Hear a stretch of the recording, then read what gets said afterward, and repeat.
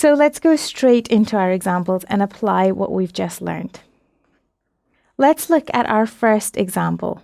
We are looking at the integral of 5 sine of x dx.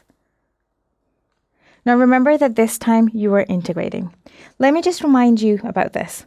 When we did sine of x and we differentiated it, we went to cos of x. When we had cos of x and we differentiated it, we got minus sine of x. So let's just say this direction is differentiation. If you want to integrate, all you do is go backwards. So if I go in that direction and that direction, I will be integrating it. So in some sense, a little table like this might help for you to remember, because in some questions you'll find that we'll be differentiating and integrating trig at the same time. So it gets pretty complicated and quite easy to make mistakes. So sine differentiates to cos, cos differentiates to minus sine. So cos integrates to sine, and sine would, this sine here would obviously integrate to minus cos because of the minus there. Okay, so let's come back to our example.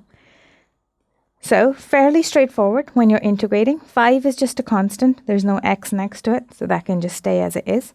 Sine x, so look at sine x here, and we're going backwards because you want to integrate, so we're going in this direction. So if minus sine x goes to cos x, if you didn't have the minus there, sine x would go to minus cos x. So this goes to minus cos of x, and remember you have a plus c at the end. You get rid of the integral sign just to show that you have integrated. So that's just for us to remember. And you have now found the general integral of 5 sine of x dx to be minus 5 cos of x plus c. Let's look at our next question. We are now building up from the question that we just did. We have 5 sine 10x dx. Let me just write what I wrote earlier. If I just put s instead of sine and that for cos, and then I have this. Try and learn this little table because I find it really helps. The s stands for sine, that's cos, c stands for cos, and that stands for sine. If I go in this direction, I'm differentiating. If I go in the opposite direction, I'm integrating. So putting that on the side is really going to help me speed up, and I don't have to think too much about what sine and causes differentiate or integrate to. So let's try this out here. 5 is a constant, so that can stay. Observe this closely. This is a function, and you've got an inside function here. So you have the chain rule. Well, not the chain rule. Chain rule, when we differentiate, we're doing the opposite of the chain rule. So remember what we do. When you use the chain rule, you differentiated the outside, you multiplied it with a differential of the inside. This time we integrate the outside and we divide by the differential. So sine here, because we're going in the integration direction, integrates to minus cos. So this can go to minus cos of 10x. And don't forget you have a function on the inside. This time, instead of timesing it with the differential, we divide it with the differential. Plus c. This cancels a little bit, so I've got 1 and 2, so by 5 times table, leaving me with cos of 10x over 2 plus c. Things are getting a little bit more exciting now, so let's have a look at this. We can see that this is a function inside of a function, and we can also see some trig. So let's try this out. I have the integral of 1 plus cos x cubed dx. I'm just going to put that little table or sine or causes on the side. So remember what we said, sine goes to cos, cos minus sine. This direction is differentiation, this direction is integration. So hopefully these letters are starting to make more sense. Okay, so we're starting straight away with a big function and a little function. We're saying that we are integrating it, so be very careful.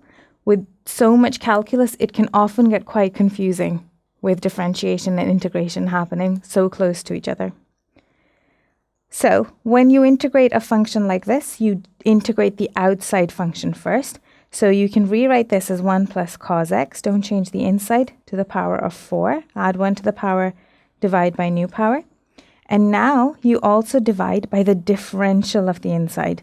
So you may think because we're doing an integration question, everything is being integrated, but we now need to divide it with the differential of the inside. So 1 plus cos x, when you differentiate 1, it just disappears. Let's look at what cos differentiates to. So differentiation is in that direction here. So there's my cos. So cos differentiates to minus sine. So we're going to have minus sine x there. I haven't put my plus c yet. I'll do that right at the end.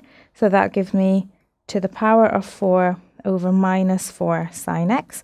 Or you can make this entire answer negative and write it as 1 plus cos x to the power of 4 over 4 sine x plus c. So we've done some examples with sines and causes, and also when you have a function inside of a function and we're integrating it. Here we now have e's. So let's have a play around with how you integrate an e function.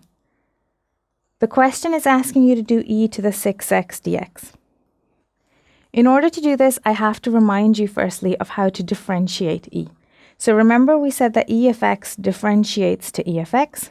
So it differentiates in that direction, but it also integrates to the same thing. So that makes it nice and easy. The other thing to remember is that if I was differentiating e to the 6x,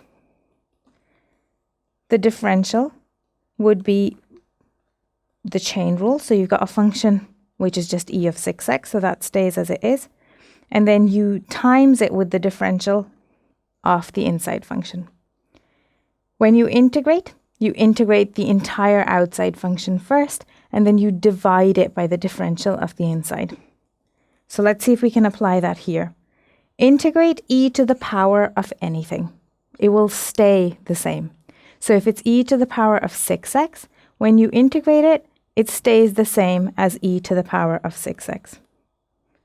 So I've integrated the outside function. I now need to divide it by the differential of the inside function, which in our case is 6x. The differential of 6 is 6, and then you add c to it. So when you integrate e to the 6x dx, your answer is e to the 6x divided by 6 and then plus c.